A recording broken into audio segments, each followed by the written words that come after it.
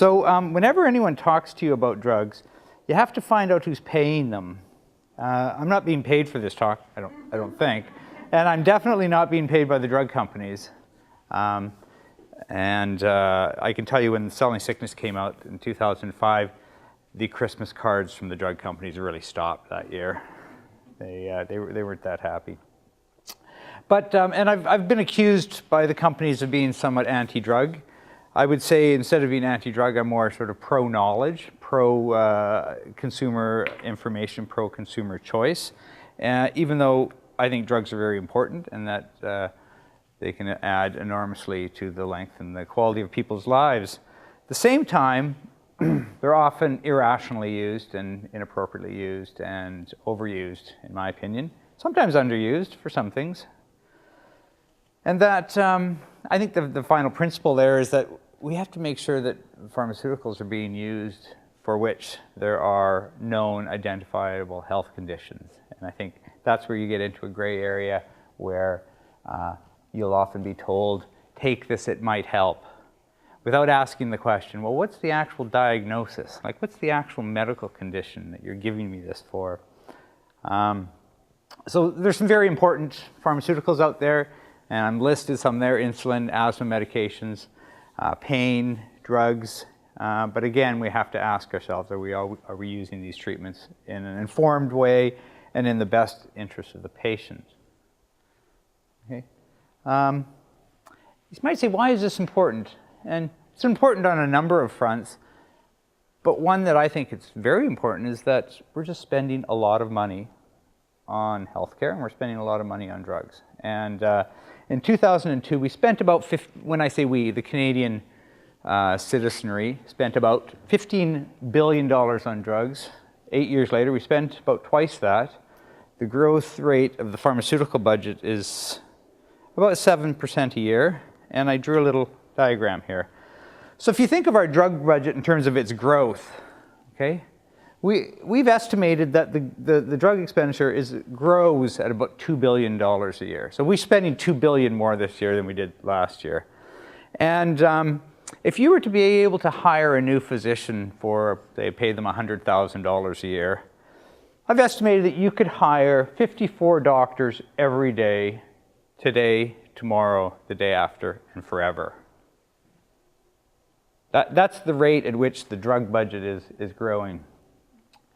And it kind of makes you think of what the opportunity cost is. If we're spending that much more on pharmaceuticals, what aren't we spending money on? Okay. So I'm going to talk to you a little bit about the main categories of drugs that would be used in young people. Okay, so your teachers and young people are a special breed, a special population, and they have drug use kind of issues very different than older people. And the issues are still the same, though, in terms of, are we getting quality information about those treatments? You know, and drugs in children, I think, is a particularly controversial area, and it's been more controversial lately because there is a perception that we are, in some senses, over-drugging our children. A sentiment that I have some sympathy for. This, by the way, though it looks like a controversial story, you know, front page of Time magazine, the story is all about behavior drugs, Ritalin-type stimulants.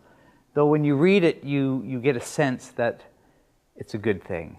We need more of this. We need more use of stimulant medications in children. So what kind of treatments do we typically see in young people? Well, they have a number of health problems. They have pimples, okay? So they take a lot of acne medication. They have infections, ear infections and so on, so they take antibiotics. Some of them are diagnosed with depression, have family problems or other problems, and they're prescribed antidepressants. A number of them have asthma, and so asthma medications are common in young people. And drugs for attention deficit disorder, as you can probably appreciate, are relatively common, and birth control pills. So I'm going to talk a little bit about all those areas and see if we can dig out some little nuggets of interest there. The last two, young people take drugs for diabetes, and they take some analgesics. These are drugs typically for sports injuries and that kind of thing, painkillers. So in terms of antibiotics, one of the sort of general principles of sort of pharmaceutical use is that the newer stuff is used more than the older stuff. The newer stuff is much more expensive, it's much more heavily prescribed, it's much more heavily marketed. Doctors get sort of enticed by the new. In fact, I've often seen drug ads where the only claim that's made, there's no health claim, the only claim that's made is it's new. And that's enough for some people. That's enough, it's just new.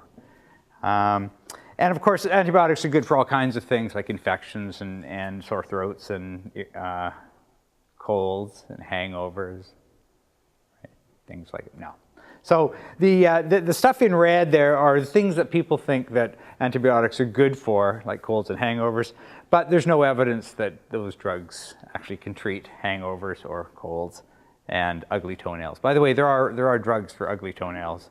A very powerful antifungal drug. Actually, my mother took that drug, and I said to her, "Did you know that that drug causes liver failure in a certain percentage of people?" She said, "Yes, but look at my toenails." No, they're not effective for colds, flus, or ugly toenails.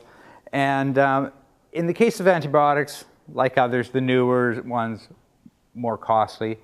But there's also concerns around when you start prescribing newer and more complicated antibiotics, you are essentially contributing to what they call antibiotic resistance. I think it's probably one of the biggest problems in hospitals. You end up in a hospital and you have people in the hospital who have various types of infections which can be resistant to some of the major spectrum of antibiotics. You get one of those infections and things can be quite serious. So I think society's generally starting to recognize that the overuse of antibiotics is not a good thing. It's taken a lot of time, in my opinion. Drugs for zits. So Accutane. Have you guys heard of this one? Has anyone ever told you that they're taking Accutane? So this drug has had a long and checkered history, and I find it amazing that it's used to the extent that it is used. It's for severe necrotizing acne, like very, very bad acne. And but it has a whole range of known side effects, including birth defects, right? The drug is teratogenic. And there has been parents groups that have been calling for them to withdraw it, and the company brings in a special kind of patient education program. And this program, the way it's supposed to work is that if you're a young woman and you're being prescribed Accutane, the doctor also has to counsel you on the risks of the birth defects that the drug could cause. Therefore, you need to be taking a contraception drug as well at the same time. And as well, like some of these treatments also, though they have physical effects, they also have mental effects. They have effects on your psyche and in this case, well, there's risks of the teratogenic effects on the unborn child, but there's also psychiatric effects. In fact, a black box warning is a very unique thing. In fact, if you're ever taking a drug and you're kind of wondering, has it ever had any skeletons in the closet? You just go to Dr. Google and type in the name of the drug and black box warning. And you'll find out very quickly whether the drug that you're concerned about has ever had a serious enough adverse effects in people that the regulator stuck a black box warning on. It's the most serious warning that they put on any drug. And usually they put a black box warning before they decide to withdraw the drug from the market. Drugs like Vioxx, for example, had a black box warning before it was taken off the market and so on.